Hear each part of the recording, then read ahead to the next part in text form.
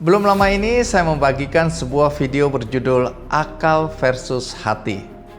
Cerita tentang sebuah penyesalan yang sampai hari ini masih belum bisa saya lupakan. Tentang satu momen ketika saya memilih memenangkan akal dan mengabaikan suara hati.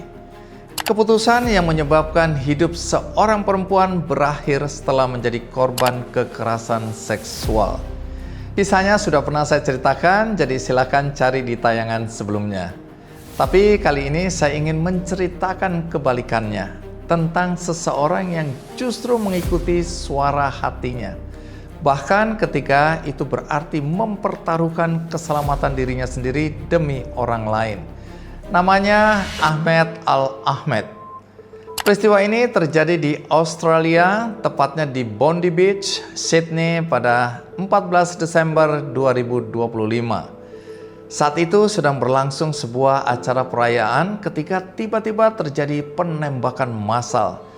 Dua orang pelaku menembaki kerumunan di pantai itu. Situasinya kacau.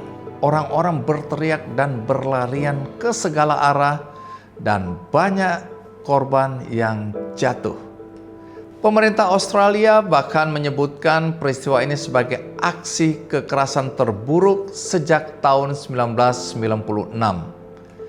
Ahmed ada di lokasi kejadian. Dia bukan polisi, bukan tentara, juga bukan petugas keamanan. Dia hanyalah warga biasa berusia 43 tahun, pemilik toko buah yang saat itu seharusnya pulang ke rumah karena ada keluarga yang menunggunya.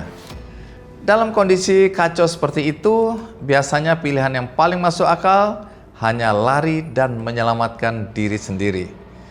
Tapi Ahmed yang melihat langsung peristiwa penembakan itu di depan matanya, sulit untuk melawan nuraninya.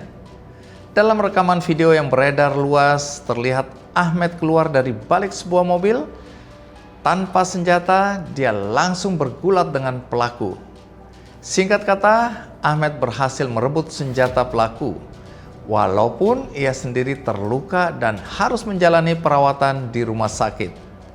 Semua orang menyebut Ahmed sebagai pahlawan. Tapi saat diwawancarai, Ahmed mengaku ia tidak merasa dirinya pahlawan. Tindakannya bukan soal keberanian, tapi ia hanya bertindak atas dasar hati nurani. Karena saat itu dia tidak ingin semakin banyak korban berjatuhan. Cerita ini bukan tentang tindakan atas nama agama, bukan tentang ras, dan juga bukan tentang golongan. Ahmed tidak bertanya siapa yang ditembak, dari mana asalnya, atau apa keyakinannya. Yang dia lihat hanyalah manusia-manusia menjadi korban penembakan tanpa alasan. Dan dia tahu jika dia diam akan ada lebih banyak nyawa melayang.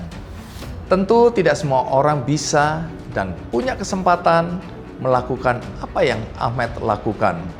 Tindakan ini juga sangat berbahaya. Risiko kehilangan nyawa nyata adanya. Jadi cerita ini bukan ajakan untuk bertindak nekat. Namun dari kisah ini saya belajar satu hal penting. Ada orang-orang yang pada momen tertentu memilih melawan rasa takut dan mengesampingkan kepentingan dirinya sendiri. Mereka menempatkan suara hati atas dasar kemanusiaan pada tempat yang tinggi. Ketika kemanusiaan diutamakan, maka semua perbedaan menjadi tidak relevan. Pengalaman hidup mengajarkan saya bahwa penyesalan terbesar seringkali bukan karena kita salah bertindak, melainkan karena kita memilih tidak melakukan apa-apa. Ahmed memilih bertindak, dan karena pilihan itulah banyak orang terselamatkan.